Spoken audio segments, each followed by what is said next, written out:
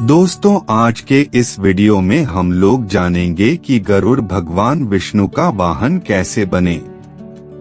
दोस्तों, हिंदू धर्म ग्रंथों में अनेक देवी देवताओं के स्वरूप और चरित्र का वर्णन किया गया है।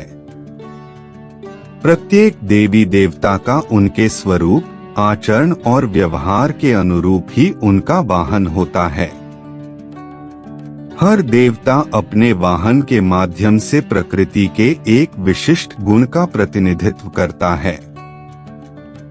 मां शेरावाली का वाहन सिंह है, गणेश जी का मूषक, देवी सरस्वती का हंस, कार्तिकेय का मोर और भगवान शिव का नंदी। ठीक उसी तरह भगवान विष्णु के वाहन गरुड़ हैं। कौन है गरुड़? दोस्तों, गरुड़ ऐसा पक्षी है जो आकाश में बहुत ऊंचाई पर उड़कर भी पृथ्वी के छोटे छोटे जीवों पर नजर रख सकता है। गरुड़ सांपों का शत्रु होता है। इस कारण कहा जाता है कि यह विष को खत्म करने वाला अर्थात आतंक को नष्ट करने वाला पक्षी है। ऐसे ही परम शक्तिशाली भगवान विष्णु सबका पालन करने वाले हैं। उनकी नजर प्रत्येक जीव पर होती है। विष्णु जी के वाहन से सदैव अपनी दृष्टि पैनी बनाए रखने एवं जागरूक बने रहने की प्रेरणा मिलती है। धार्मिक ग्रंथों के अनुसार गरुड़ की मां का नाम विनिता था, जो प्रजापति कश्यप की पत्नी थी। गरुड़ एक विशाल, अतिबलिष्ठ और अपने संकल्प को पूरा करने वाला पक्षी था, जिसे भगवान विष्णु से अमृत मिला था। ऐसे बना गरुड़ विष्णु जी का वाहन।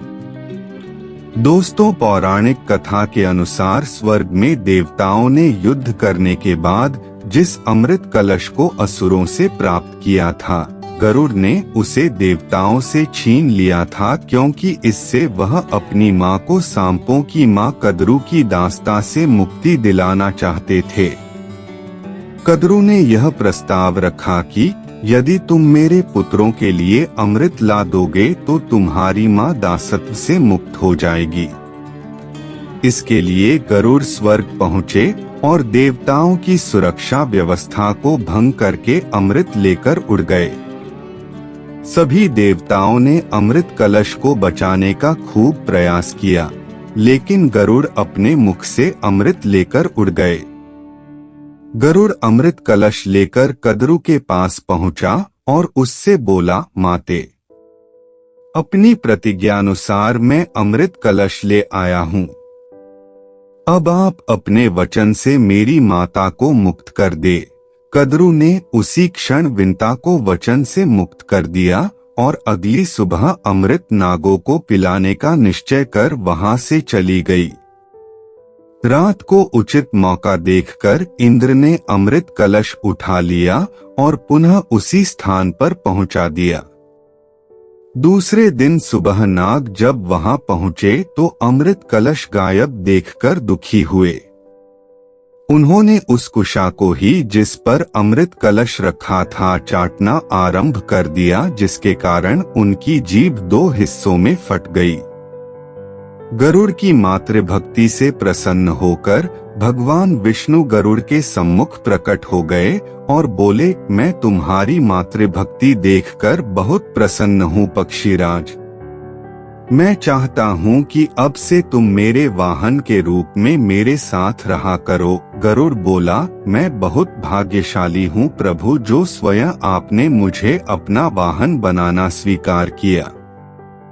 आज से मैं हर क्षण आपकी सेवा में रहूंगा और आपको छोड़कर कहीं नहीं जाऊंगा।